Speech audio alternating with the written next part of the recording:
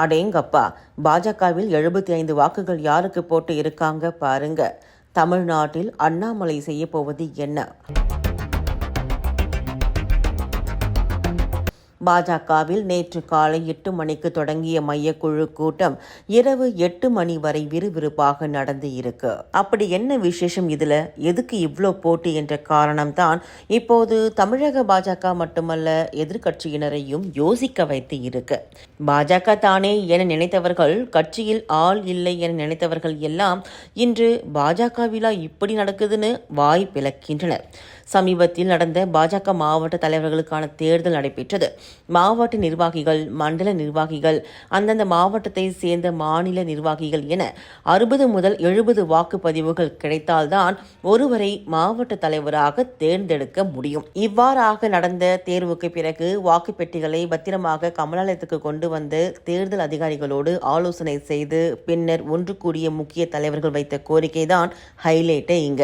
அதாவது பாஜக தேசிய பொதுச் செயலாளர் தருண் சுக், தலைவர் அண்ணாமலை, அமைச்சர் முருகன், சுதாகர் ரெட்டி, தமிழிசை சவுந்தரராஜன், வானதி, பொன் ராதாகிருஷ்ணன் என ஒவ்வொருவரும் தங்களுக்கு தோதுவான மாவட்ட தலைவர்களை கொண்டு வர வேண்டும் என்பதில் தீவிரமாக காய் நகர்த்தி உள்ளனர்.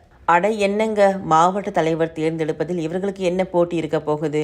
அப்படியே தேர்ந்தெடுக்க வேண்டியதுதானே என்ற காலம் போய் அடுத்து வரக்கூடிய மாநில தலைவர் போட்டியில் மாவட்ட தலைவர்களின் வாக்குதான் தெய்வ வாக்காக உள்ளது. அதனால்தான் இப்போ மாவட்ட தலைவர்களை தேர்ந்தெடுப்பதில் எவ்வளோ நேரம் ஆனாலும் பரவாயில்ல, முதல்ல இதை முடிக்கணும்னு நேற்று காலை 8 மணிக்கு தொடங்கிய கூட்டம் இரவு 8 மணி வரை நீண்டு இருக்கு. அப்படியே வரும் சட்டமன்ற தேர்தலில் எப்படியும் அதிமுக மற்றும் பாஜக மீண்டும் கூட்டணி வைப்பார்கள் என பேசப்படுகிறது.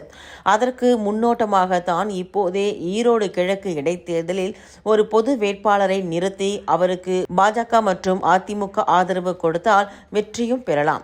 கூட்டணிக்கான பயணமும் சுமூகமாக அமையும்னு டெல்லி மேலிடம் முடிவு செய்து அதற்கு அண்ணாமலையும் தமிழ் மாநில காங்கிரஸ் வேட்பாளர் ஒருவரை முன்னிறுத்த ஒப்புக்கொண்டு அதிமுக தரப்பில் எடப்பாடியிடம் இருந்து என்ன பதில் வருகிறது என காத்திருக்கிறதாம் பாஜக. யாருக்கும் எந்த பிரச்சனையும் இல்லாம ஒரு அறவழியில எங்களுடைய போராட்டத்தை நாங்கள் மதுரையிலிருந்து முன்னெடுப்போம். அதே நேரத்தில் பாரதிய ஜனதா கட்சியை சார்ந்த தலைவர்கள், தொண்டர்கள் எல்லோரும் காவல்துறையினுடைய உத்தரவுக்கு நாங்கள் எப்பவுமே கட்டுப்பட்டிருக்கோம். நாளைக்கு நாங்க ஆர்கியூ பண்றோம். எங்க கேஸ் அமைதியான முறையில் ஒரு பேரை நடப்பது எதுக்கு நீங்க தடுக்கிறீங்க? யாருக்கும் எந்த பிரச்சனை நம்ம கொடுக்க போறதில்ல. ரூட் பிளான் கொடுக்குறோம். எந்த 7 இடத்துல நாங்க நிக்க போறோம்னு சொல்றோம். ஆளுநரை பார்ப்பதற்காக வர்றாங்க. இவங்க எந்த சட்டம் ஒழுங்கு எங்கேயும் கெடுக்க போறது கிடையாது. ஆனால் நாளைக்கு காவல்துறை இதை மறுபரிசீலனை செய்வாங்கன்னு நான் நம்புறேன். எப்படி இருந்தாலும் இந்த மகளிர் அணி, இந்த குழு நம்முடைய மாநிலத்தினுடைய மூத்த தலைவர்கள் தலைமையில் நம்முடைய ஆளுநரை சந்தித்து ஒரு புகார் பட்டியலை கொடுக்க இருக்கிறாங்க. திராவிட முன்னேற்ற கழகம் ஆட்சிக்கு வந்த பிறகு கடந்த 3.5 ஆண்டுகள்ல எந்த அளவுக்கு தமிழகத்தில் சட்டம் ஒழுங்கு சீர்குலைந்திருக்கிறது, எந்த அளவுக்கு பெண்களுக்கு எதிரான குற்றம் அதிகரித்திருக்கிறது,